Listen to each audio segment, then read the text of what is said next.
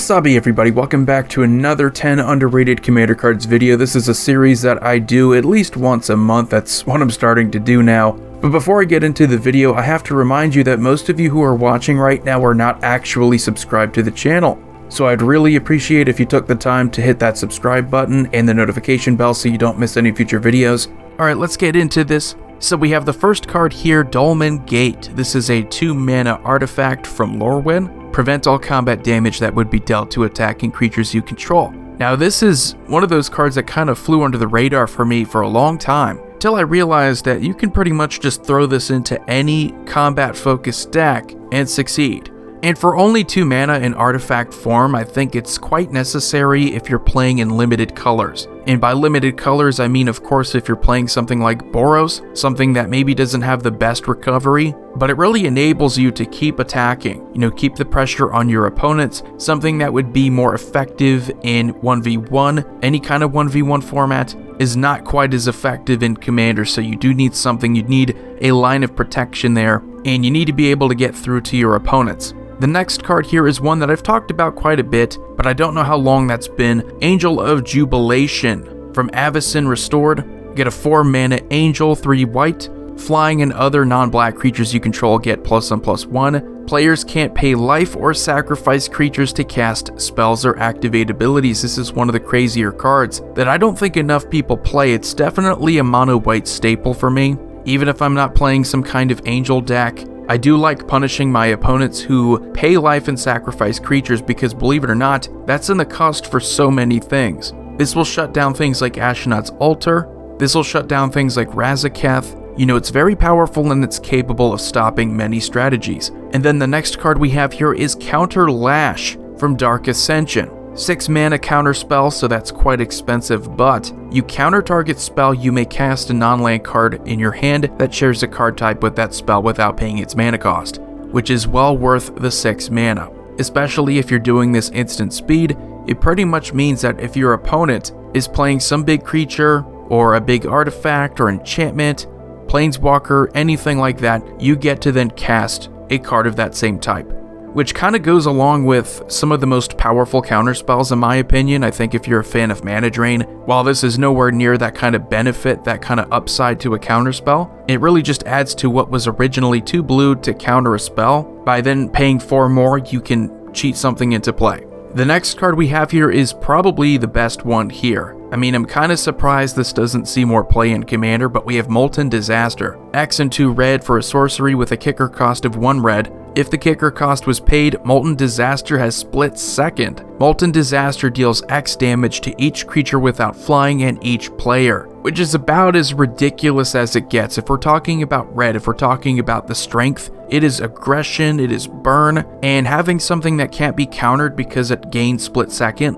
For the cost of only 1 red, I add, that's a cheap cost to make it essentially uncounterable, and you'll be able to pretty much wipe the board. You'll be able to deal a ton of damage to each player, save for the flying creatures of course, but that's still pretty ridiculous as far as burn cards go. And then we have another red card here. We have Nullspine Dragon from Shadowmoor. 7 mana, flying, 7/5. When it comes into play, you may discard your hand and draw cards equal to the damage dealt to target opponent this turn. So if you follow up a good combat turn with a Nullspine Dragon, you can discard your hand and draw an insane amount of cards. The problem usually with card draw in red is that it's symmetrical, meaning that your best card draw tends to come from things like Wheel of Fortune.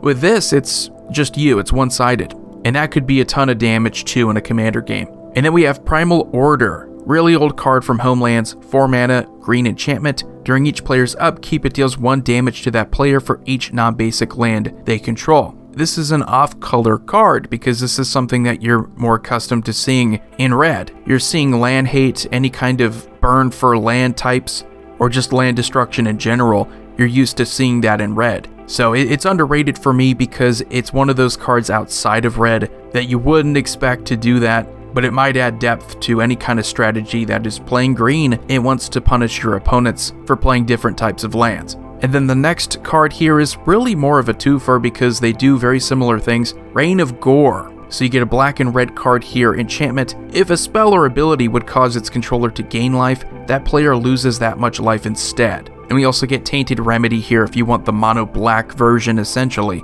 of the same thing. But what's cool about these enchantments is that if we're talking about Group Slug again, this punishes so many decks that gain life. I mean, that happens more often than you think, but there are so many decks in this format that are strong because they have the ability to gain life at will. You know, they can save themselves from destruction. So preventing those types of decks from just gaining life whenever they want to, by punishing them, it doesn't just stop life gain. We have a lot of cards that can stop players from gaining life, but this takes it a step further. So if you were to gain life, you lose that much life instead. Just brilliant cards. And then we get Fable of Wolf and Owl from Eventide. 6 mana blue and green enchantment, and I have a feeling this is going to fit in pretty well with a brand new commander, the Twin Casters. Whenever you play a green spell, you get a 2/2 green wolf creature token, and whenever you play a blue spell, you get a 1/1 blue bird. So you get the Twin Casters out there, and then you just get double those tokens. Of course, if you play blue and green spells, you will get one of each. So it's just something that sits on the field, and you will have a token army consisting of wolves and owls. The next card here is Deathbringer Thaktar, all the way back from Alara Reborn.